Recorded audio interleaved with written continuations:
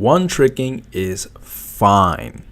Overwatch is a game that offers many playstyles and has the heroes to fit most personalities. You like playing a high-octane, adrenaline-filled game? There's a hero like Genji, Doom, or Tracer. You want a more chilled-back experience but want to contribute to the team?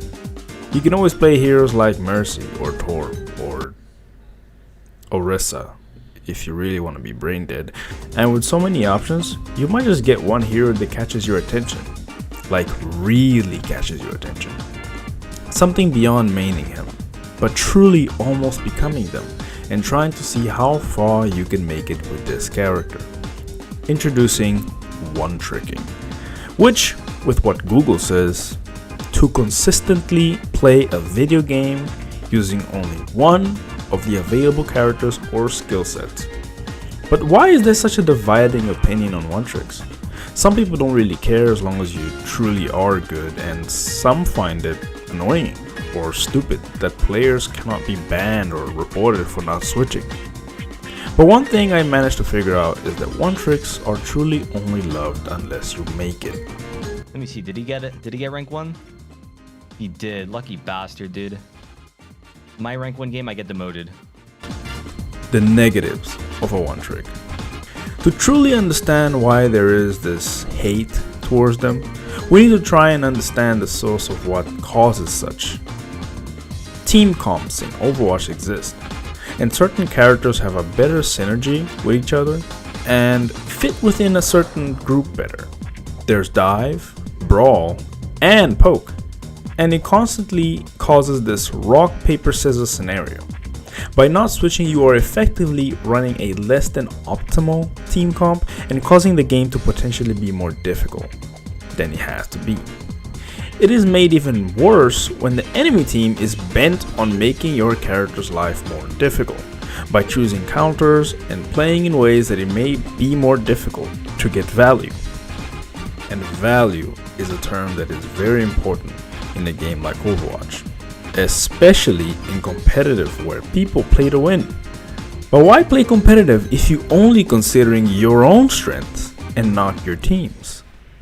Positives and defending one-tricks. I started this video by saying that one-tricking is fine, and I truly believe it is.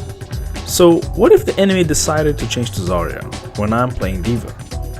So what if the enemy decided to change to Orisa or a Roadhog to counter my Doom? At the end of the day, am I truly gonna be able to say that I am good, beyond good, at Genji if I switch the moment the other team switches to Moira, Sim, and Zarya? Maybe you do suck at Genji if you continuously keep getting bodied by a Moira. On to test how good I can be with my character to the point where I don't even flinch at the fact they swap to counter me. I can teach a monkey to switch to Orisa if he sees a Rhine, to switch to Sombra or a Cassidy if there is a Doom or Genji. It takes absolute no brain power to counterpick in this game, and that is the main problem with OW.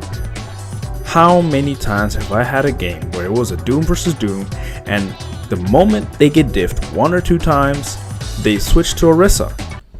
Which honestly, that has to be the most disgusting sight I've seen in this game. An honorable Rhine versus Rhine, where instead of learning and adapting to the enemy, you simply switch to Orisa.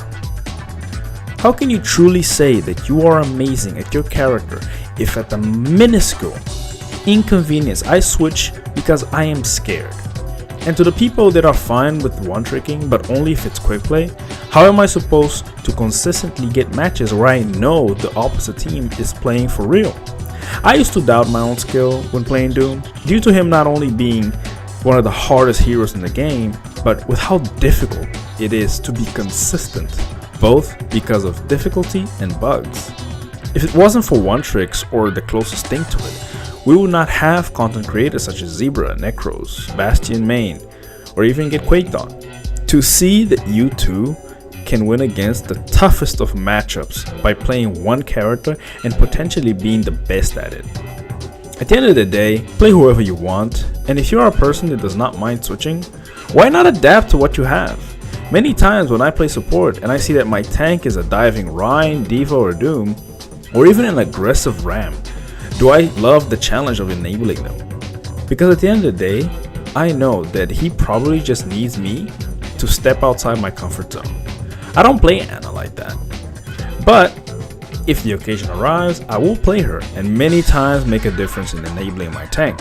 I mostly play Kiri and Lucio, and I have a big smile on my face when I get Rhine or Doom because it fits into what I like to play. I had games where I would have the most limbs, at least deaths as tank, and my DPS enable my Doom by playing Genji and Echo, only for my support to want me to switch even though they were running Mercy Zen. The Mercy especially had not switched the whole game, but she felt like she had the authority to force me to switch even though we were clearly getting value from our comp on Havana especially. I recently had a game where both my supports were playing Lucio Zen, and me being Doom, or any tank for that matter, was not good at all. But it was a very fun and challenging game of Flashpoint, because I had to play a more reserved and low on resources Doom, which worked most of the game, which by the way was very close. It truly is fun to shape a character or your gameplay depending on what the enemy is running. And even better when your team punishes the enemy Sombra for solo hacking or EMPing your tank. One rule I always tell myself when I am one-tricking my Doom is that I never ask anybody to switch, because at the end of the day, they might be trying to better themselves with their characters. But I'm making moves, so we chillin' in the late nights. Late at night, yeah, we chillin' in the late nights. Late at night, yeah, we chillin' in the late nights.